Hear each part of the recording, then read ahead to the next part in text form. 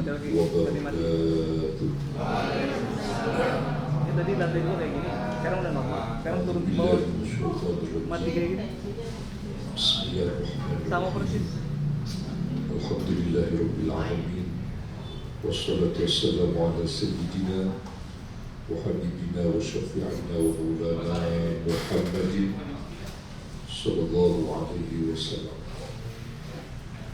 wa ala alihi wa sahbihi ajma'in amma ba'du. Hadirin hadirat yang dimuliakan Allah, alhamdulillah pada pagi hari ini kita masih bisa bertemu, alhamdulillah, dalam keadaan sehat walafiat. Semoga Allah berkenan melimpahkan rahmat berkahnya dan maghfirahnya kepada kita, kepada orang tua kita dan keluarga kita. Wabil khusus Allah limpahkan rahmat berkah maghfirah kepada keluarga besar Ibu Hajah Irmawati. Pada pagi hari ini, Bapak Ibu yang dimuliakan Allah, saya ingin mengingatkan kita semua bahwa dalam agama kita ada dosa-dosa besar yang wajib kita hindari.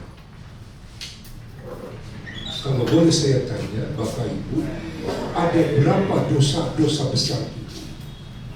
Yang kita tahu yang pertama apa dosa-dosa besar itu? Menyekutukan Allah yang pertama.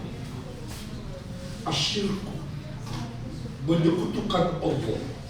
Yang kedua apa? Durhaka uququl walidain, durhaka kepada kedua orang tua. Yang ketiga apa? Berkata bohong, berdusta, itu dosa besar. Yang keempat apa? Berzina. Yang kelima apa? Kita ingat-ingat menjadi saksi palsu, berbohong menjadi saksi palsu. Kan sekarang banyak dibayar menjadi saksi palsu banyak.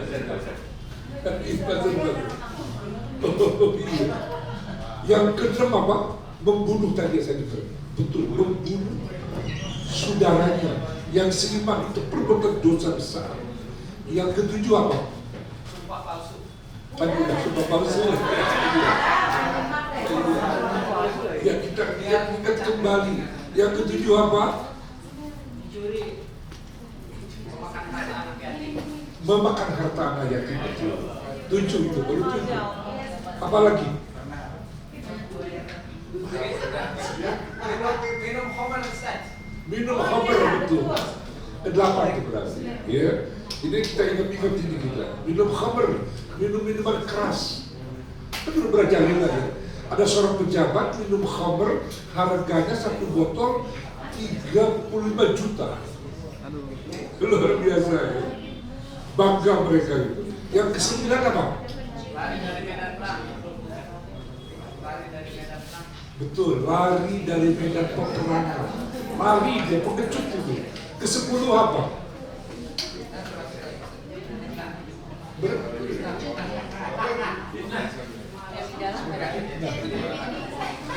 Ya, bisa juga kita itu ada hadisnya itu akuratnya.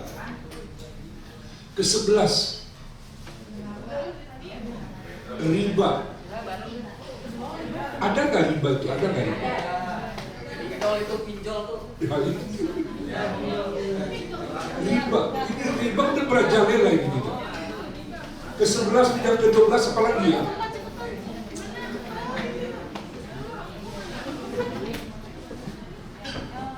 Memutuskan silaturahmi, memutuskan persaudaraan. Ada nggak orang memutuskan persaudaraan lebih dari 3 hari 3 malam? Ada ya? Yang kedua itu dosa besar itu. Memutuskan silaturahmi. Yang ke-13 masih apa?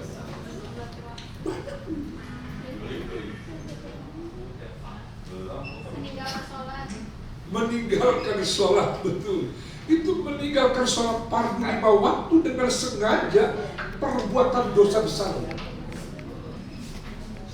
Kata Nabi, orang yang meninggalkan sholat fardu dengan sengaja 1 kali, udhiba finnar hukubah, Allah seksa di neraka ribuan tahun 1 kali sholat fardu. Jangan main-main ini kita dengan sholat fardu ini. Perbuatan dosa besar itu. Yang ke-14 apa? Tadi sudah dia memakan harta anak yatim, makan riba. Riba itu uang haram.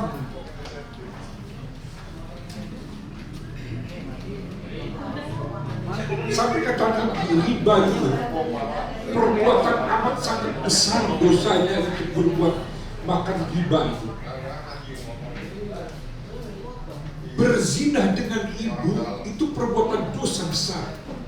Lebih besar makan harta riba daripada berzina dengan ibunya.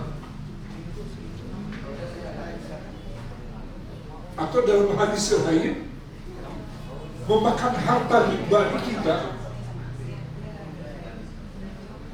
lebih besar dosanya daripada seorang wanita yang berzina 35 wanita. Lebih besar dia makan riba. Ini kan riba udah merajalela di kita.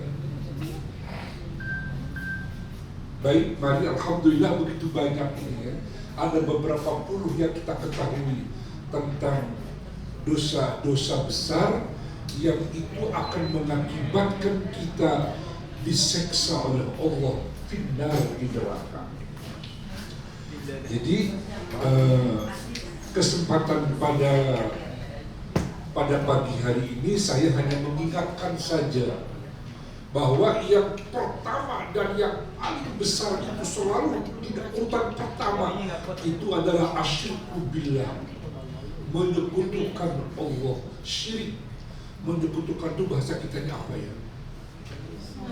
Menyekutukan itu kan bahasa Hindu, menduakan. Jadi kalau seorang suami nikah itu menyekutukan. Kamu kan diduain. Menduakan. Mendoakan, menduakan. Mendua. Mendua. Atau mentigakan bisa. Mentigakan bisa ya. Iya. Penting juga. Jadi menyekutukan Allah itu artinya menduakan Allah, menyembah kepada Allah, berdoa kepada Allah, tapi minta juga kepada selain. Hati-hati, mohon maaf, saya kaget pada seorang pejabat undang saya berdoa, tapi di samping saya ada seorang pendeta Muslim haji umroh sering dengan saya. Tapi ketika berdoa ada saya, selesai saya itu orang Kristen pendeta berdoa juga. Mohon maaf, dengan baik-baik saya ngomong, kita berdoa minta kepada selain Allah, kepada Yesus. Ini syirik namanya. Syirik dong, nggak boleh. Kita tidak ada Tuhan, la ilaha illallah, kan begitu. Tidak ada Tuhan yang berhak disembah oleh kita kecuali hanya Allah Subhanahu wa ta'ala.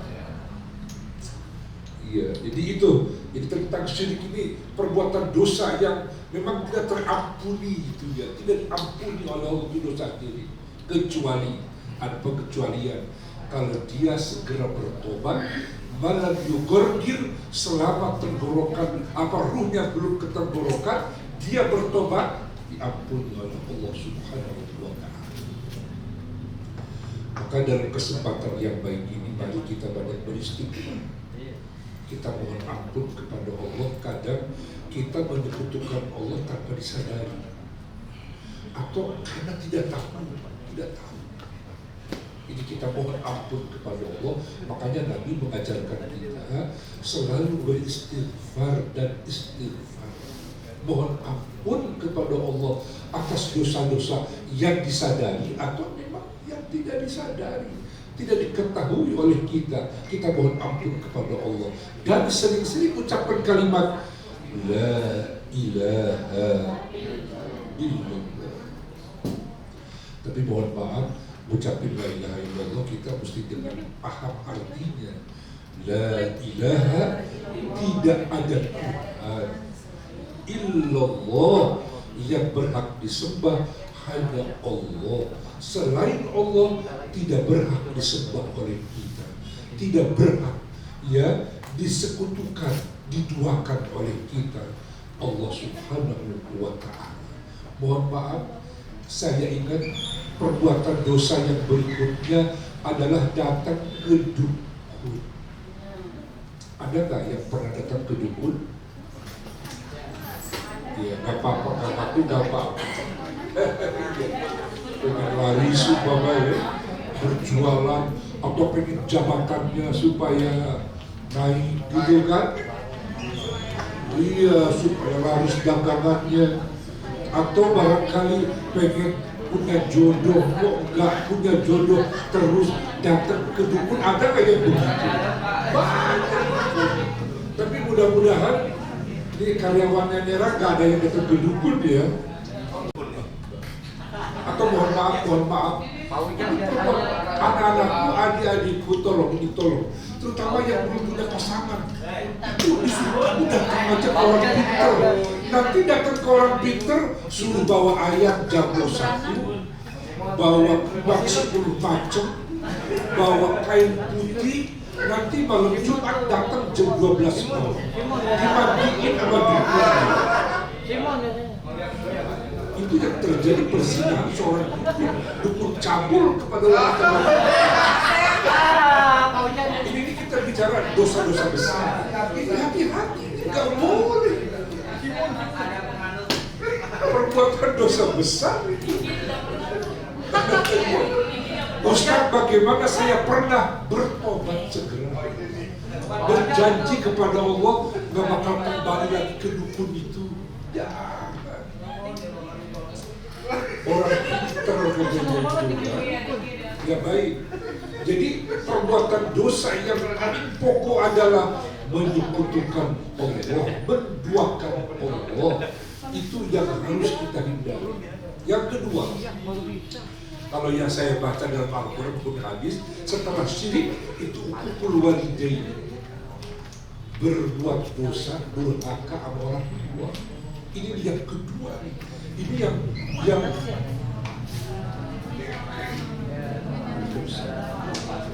tidak diampuni oleh Allah, kekal di neraka orang yang menyekutukan Allah. Dan yang kedua, orang yang durhaka sama orang tua, dia nggak bertobat, belum bertobat, mati, kekal abadi kata Nabi di dalam neraka. Kecuali bertobat ya. Kalau bertobat ya insya Allah sebelum ruhnya belum ditenggorokan, dia udah berbaring, udah gak berdaya, dia bertobat kepada Allah. Ya Allah, la ilaha illallah.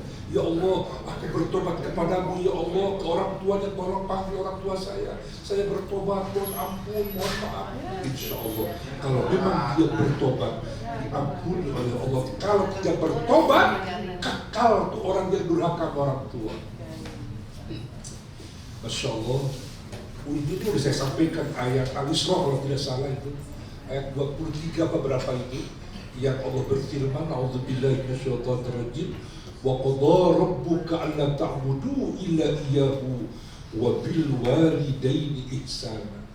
Dan telah Allah tetapkan, Allah wajibkan bahwa tidak ada yang berhak disembah kecuali hanya Allah. Dan yang kedua, wabil walidaini ihsana, berbuat baik kepada kedua orang tua. Jadi kita sebagai anak itu diwajibkan untuk berbuat baik kepada kedua orang tua setelah kita menyembah Allah Subhanahu wa Ta'ala. Terus dalam ayat berikutnya, imma yablughanna 'indaka al-kibara ahaduhuma aw kilahuma fala taqul lahumā uffin. Jika keduanya, kedua orang tua atau salah satunya udah lanjut usia, pesan pertama, perintah Allah yang pertama apa? Fala taqul lahumā uffin. Ini saya ulang Bapak.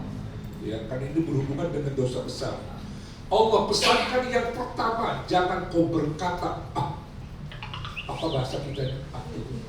Itu. Bahasa kesehariannya apa ya? Jangan berkata pada orang tua.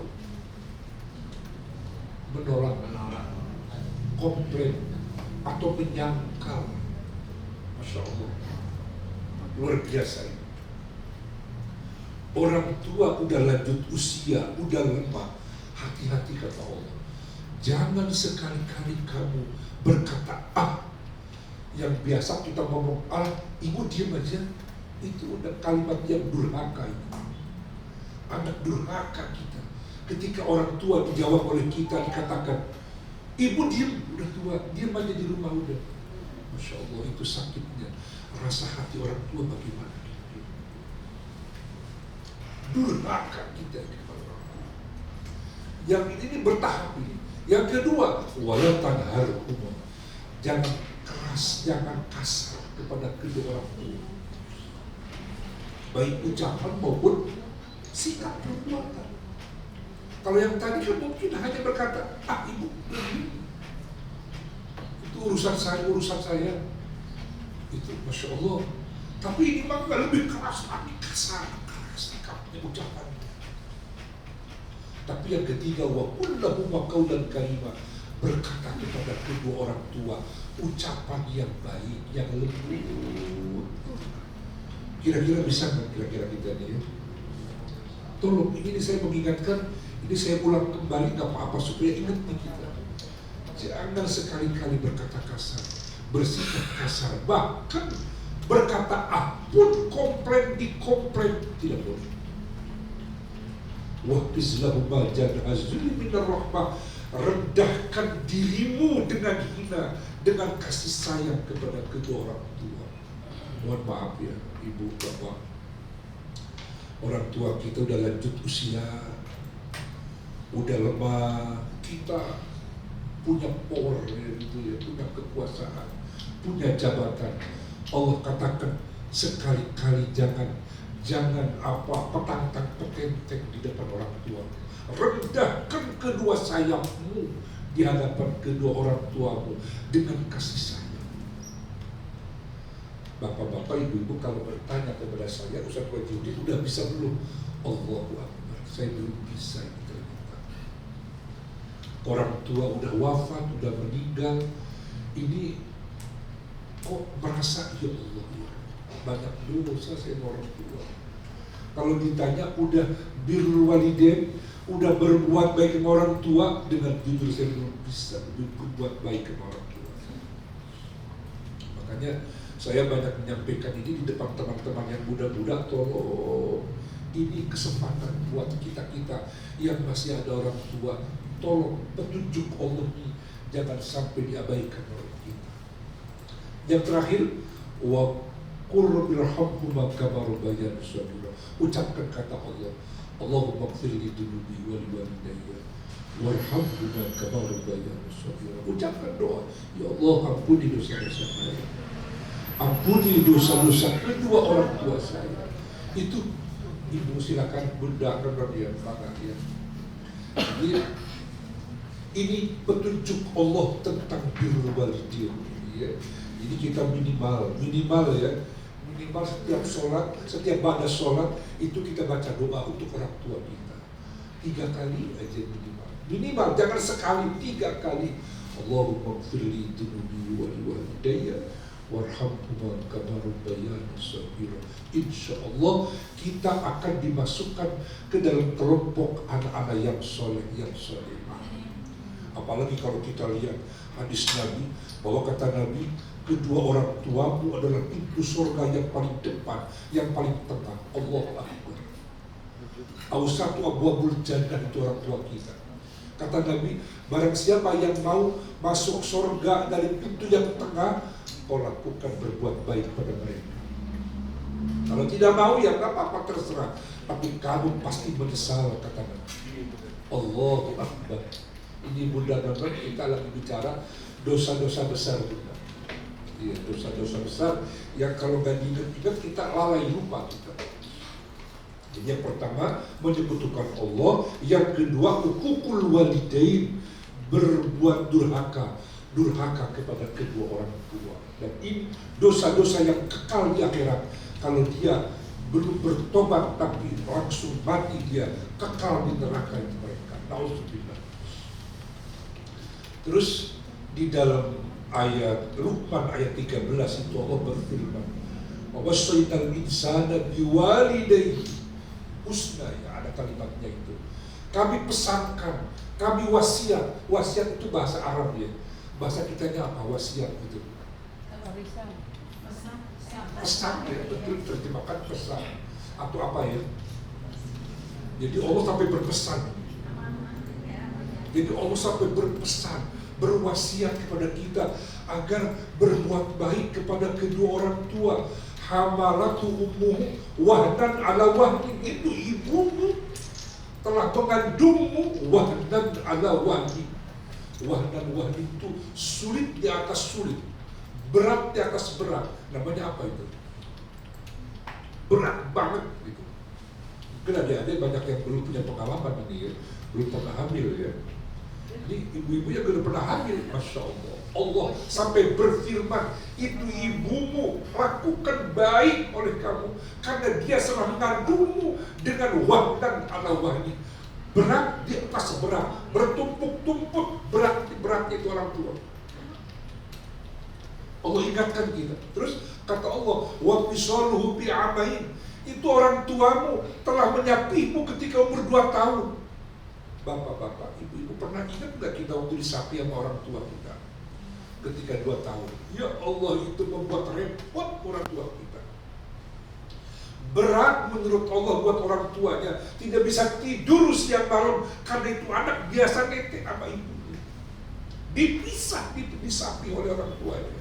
Itu perkara berat kata Allah. Maka kata Allah, anishkurli waliwalidayya, kalian wahai hamba-hambaku berterima kasih kepadaku kata Allah, yang telah memberikan banyak nikmat, semua nikmat dariku kata Allah. Waliwalidayka, dan berbuat baik kepada kedua orang tuamu. Ini kalimat Al-Quran surat Al-Luqman ya. Sampai digandingkan orang tua dengan Allah. Sembah Allah, berbuat baik kepada kedua orang tua. Bapak Ibu, ada saya baca dalam beberapa kitab, ada orang soleh, dia orang tuanya wafat sampai merasa kehilangan. Karena tidak jauh, dia setiap hari dia berziarah, berdoa di atas kubur kepada Allah beberapa bulan. Tapi ketika beliau pergi jauh, berbulan-bulan tidak menziarahi orang tuanya. Baru setelah lama dia datang ke rumah, datang berziarah. Ketika berziarah tidur, si orang soleh ini tidur, begitu tidur mimpi, itu orang tuanya pakai kain kapan bangun dari kuburnya, dalam mimpi dia tidak di kubur, lagi berziarah, ngantuk, tidur. Begitu tidur, orang tuanya keluar, anakku, kemana aja kamu? Bapak kangen sama kamu. Teman-teman bapak tuh di alam barzah seneng dulu kamu setiap hari datang kepada bapak. Mereka seneng kalau anak kamu berdoa buat teman-teman bapak di sini. Emang bapak tahu kalau saya suka ke sini? Oh, kata itu bapaknya. Bapak tahu setiap kamu ke sini bapak hadir oleh Allah, dihadirkan. Bangun dia. Begitu bangun, astagfirullahaladzim, saya pilih.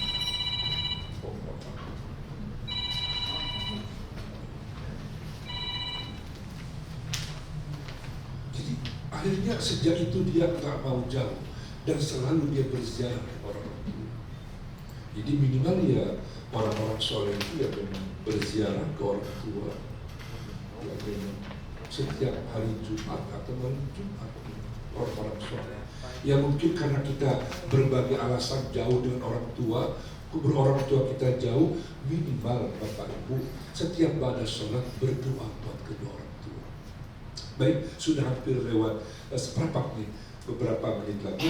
Jadi dosa-dosa besar banyak sekali ya, banyak sekali. Di antaranya apa tadi? Makan riba ini udah berajaib kita ini. Perbankan perbankan konvensional itu udah sepakat ulama riba. Dan apalagi sekarang udah ada perbankan syariah, Masya Allah. Sampai dalam surah Al-Baqarah ayat 275 Allah gambarkan orang yang makan riba, dia ketika bangun dari kubur seperti orang yang diusap setan, katanya. Jadi kayak orang apa tuh? Kayak orang mabuk. Jadi serodongan itu orang yang bangun, orang yang suka makan riba tuh mereka seperti orang yang mabuk, sempoyongan. Kata Allah ini surah Al-Baqarah 275 ini. Kenapa mereka bisa seperti begitu? Karena mereka menganggap boleh halal itu riba. Padahal riba diharamkan oleh Allah. Wa halallahu al-bay'a wa harrama riba. Allah haramkan jual beli, Allah haramkan itu riba gitu katanya. Jadi riba diharamkan oleh Allah. Kenapa itu riba dia dihalalkan padahal diharamkan oleh Allah itu riba? Ini Bapak Ibu, mohon maaf ini kita ini kan banyak pertimbangan seperti begini. Ibu ada yang tuh, Ustaz saya kalau pinjam uang ke yang syariah, kok lebih besar ya? Begitu ya. Tapi kalau yang konvensional lebih kecil. Allah Akbar. Ini tantangan kita memang. Para kebijakan dari Dewan Syariah memang kudunya kita di bawah konvensional kudunya ya. Kemudian kata Allah, "Faman ja'ahu mau'izatun min rabbih fantaha ma salafa." Kalau udah datang kepada kalian nasihat petunjuk dari Tuhanmu, fantaha, segera berhenti melakukan perbuatan riba, kata Allah. Kata Allah, "Wa man 'ada fa ulaika ashabun nar." Barang siapa yang melewati, yang terus-menerus tidak meninggalkan riba, maka ulaika ashabun nar, mereka penghuni neraka.